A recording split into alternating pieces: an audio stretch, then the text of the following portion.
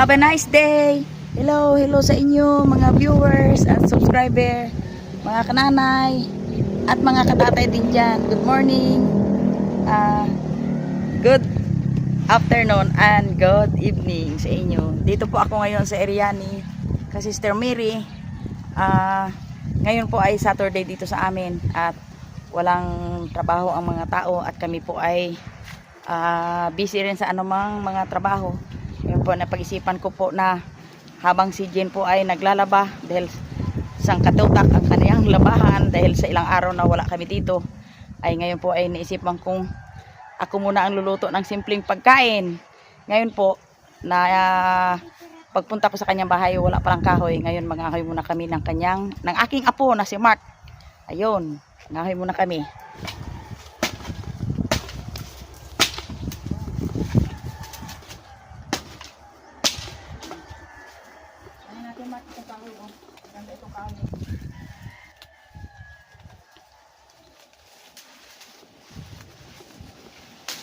Doon ka Mark, pagkaon.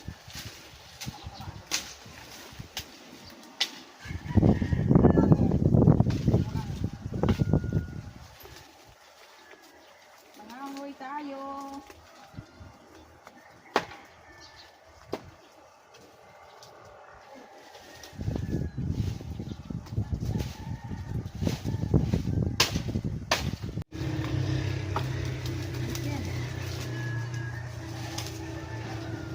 Ganito na Mark, doon. Kung sabihin natin, magtigil ay pinatay mo na. Wala. Mark! Oh. Yan, mga kananay, ang aking katimbang po ay ang aking mga apo. Nangahoy muna kami. Oh, Mark, dalhin mo doon. Kaya mo? Apo. Sige. Ayan. Yung.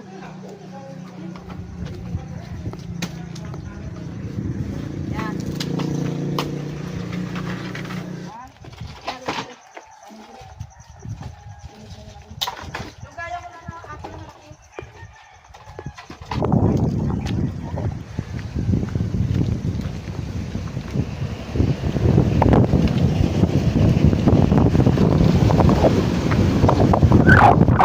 Ayan po yung aking mga apo.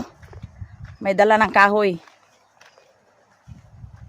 Iano namin ang kahoy. Igatong namin ngayon dahil wala kaming panggatong. Kasi yung daan dito ay pag nag-ulan ay madulas.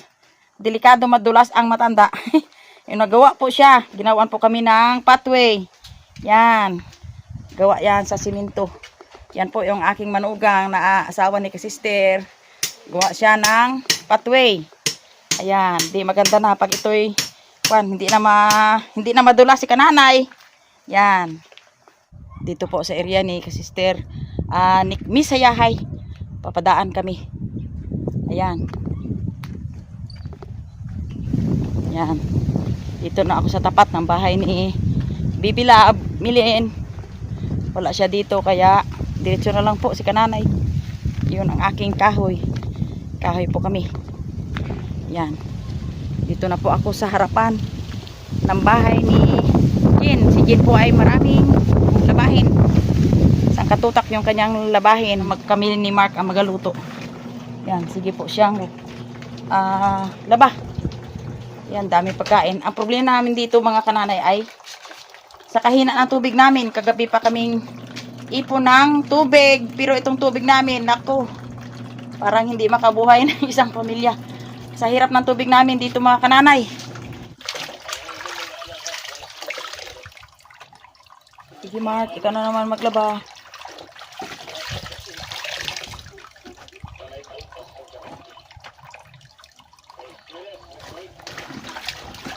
Ayan ang kambing. Shhh! Pag napasok yan, sigurado ang kambing.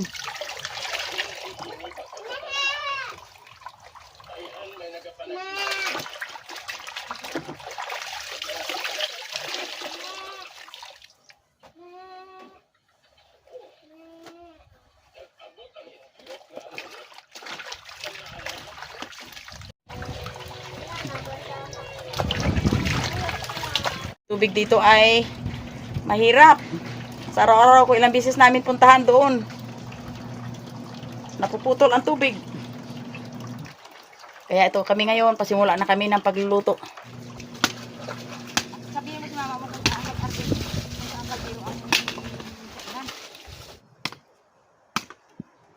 putulin natin ang kahoy.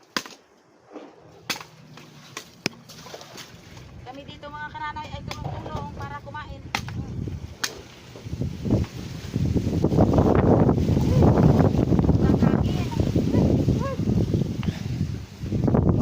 Tuloy ang paglaban ng damit.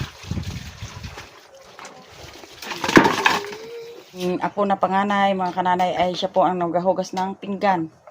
Kami naman po ni Mark ay handa po ng aming pananghalian. Galuto po kami ng simpleng ulam lang. Ayan. O, sige Jill, ayos. Yan ang trabaho mo. Ayan po yung aking nabili sa tindahan na isda. Kasi hindi pa kami makapagpangisda ngayon dahil malakas. Kaya bili na muna kami. Tsaka saging. Itong saging po ay gata namin ni Jean with asukal, yung panghimagas. At saka itong sulig, ang tawag nito sa amin mga kananay, ay aming ihawin lang. At saka magasangag kami ng itong dilis. Ang ano nito ay yung kamatis, masarap yan. Okay, linis po tayo ng isdang sulig. Ito ay sa pana nakuha. Kasi ito mga kananay, may tinamaan ng pana. Sarap ito mga kananay, mataba ito, aming ihawin na ito. Kasi more on sinabawan ay medyo nakakasawa na rin. Kaya ihawin namin ito. Yan.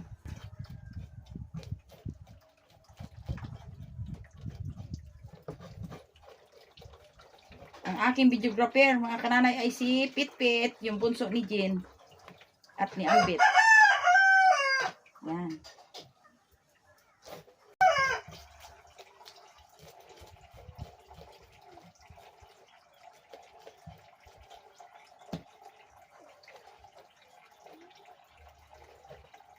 Mataba ito, mataba.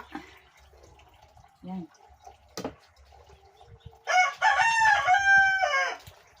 Bless the Lord, oh my soul. Ngayon po ay malinis na itong isda at lagyan natin ng asin. Yan. Lagyan natin ng asinan para iwas ang alat. Yun, mataba. Alam mo kananay, itong isda na ito ay mataba. Pangit man ito sa bawan.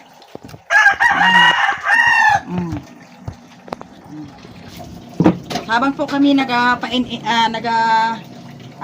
lingas ng apoy, ng uling ay ito po.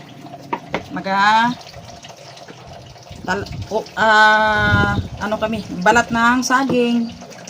Yan. Amin itong gataan.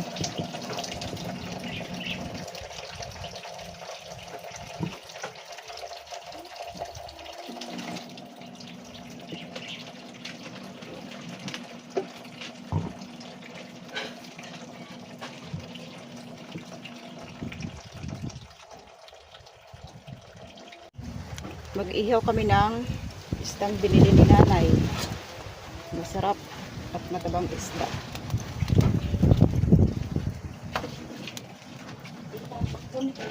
Ayan po. Gayatin natin yung yung hinog na saging na saba. Yan.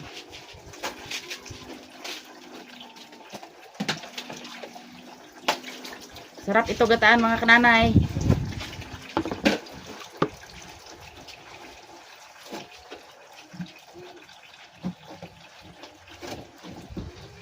Nung unang mga panahon mga kananay sa amin, hindi na uso yung mga sangkalan. Kasi yung amin ganyan lang. Okay na. Kasi yung mga sangkalan noon, bibili ka pa. Wala namang sangkalan na katulad nung ngayon, na mga maraming sangkalan, mga plastic. Ngayon, noon, wala na. Ganyan lang. Kaya yung mga sinaunang mga kananay ay nasanay na akong ganyan lang. Yan.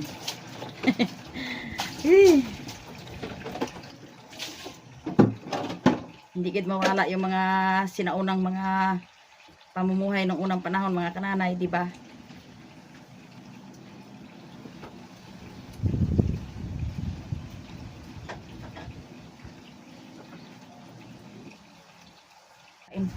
Sige dyan. Yan, dyan ilagay mo na. Hindi yan, yung bilog mo na. Yung yan oh. Yan oh, ilagay mo dito oh. Yan, kuhain mo yan. Yan, tulong-tulong sa kaunlaran Pit. Para dali tayo kumain. Kasi the hour is too late na. Yan, tingnan mo yung mga bilog-bilog dyan. Ayun. Yan. Yan ang gusto ko sa iyo, Pit. Pit. Yan, yung iba. Hanapin mo dyan. Mayroon pa dyan. Ayun. Baliktarin na natin. Baliktarin yung inihaw.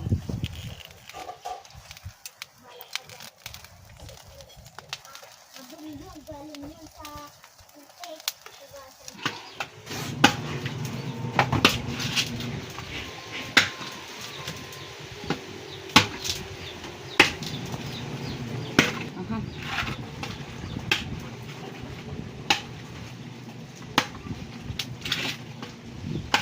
Yan po yung aking inihaw na isdang sulig. Sulig sa amin tawagin. Yan, luto na. Next, magasangag uli ako ng dilis.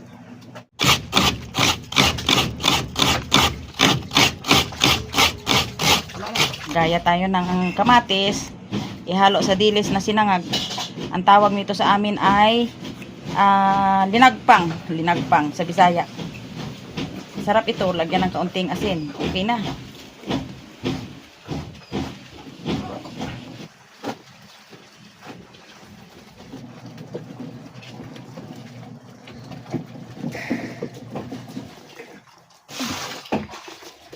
Mas masarap. Lagyan ng asin ng ano. Yan. Parang nagkulog. Oo, yan na. Lagyan ng ano doon.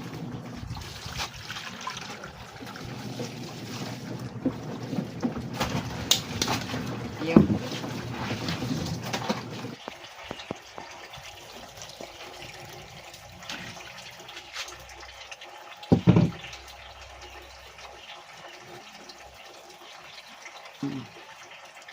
Okay. Ayan, ang aking ina nagsasampay ng isang katerbang damit.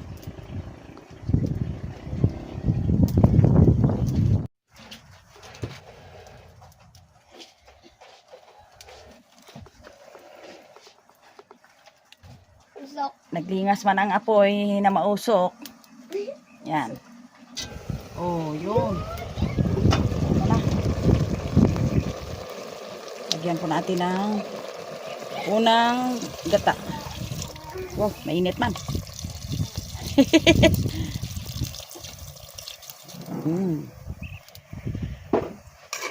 Ayan.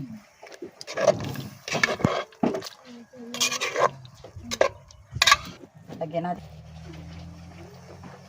Ayan.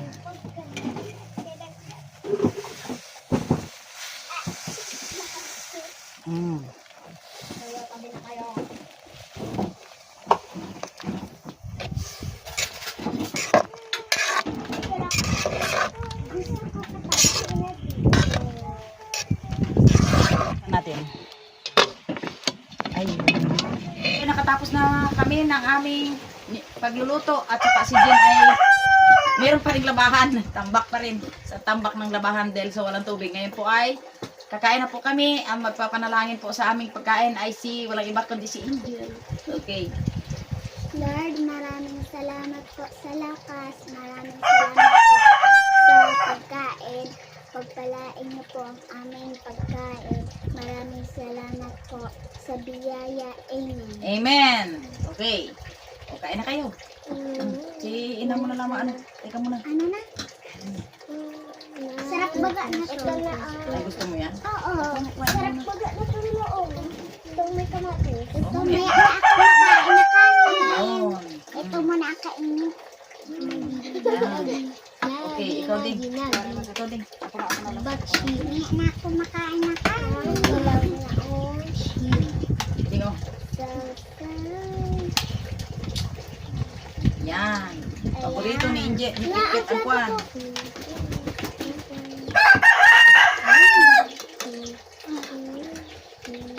Ang aming pong isdang inihaw lang. Inihaw. Kasi ito masarap itong inihaw. Yan. Sarap nga. Ako'y mag-ano na lang. Mm. Magatamay. Ako din yan. Sige.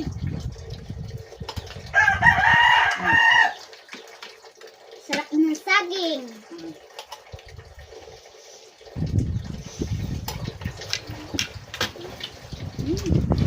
Dingding oh.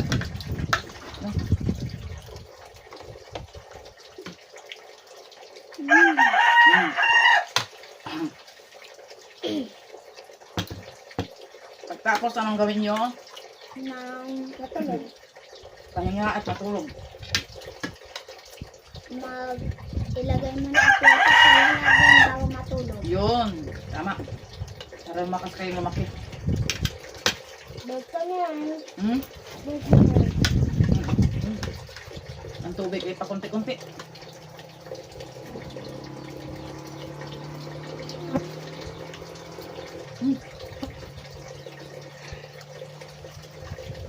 Gutom na mga kananay ang Pilipino.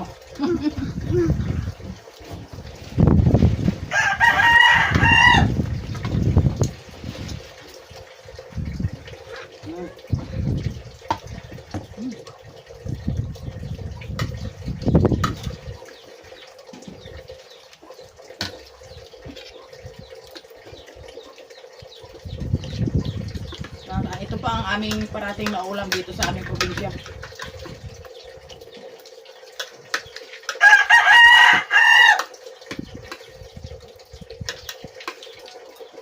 Mamat, iba ka. Pauna ang pangimagas na ka. Ako din nga.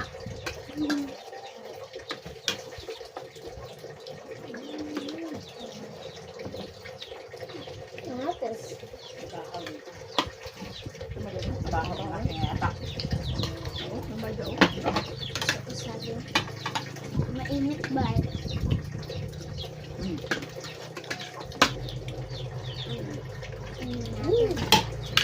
Abay, palubog ang kawali. Sarap. Ang tulog. Sarap ang inihaw na suling. Parang lasang tulungan niya.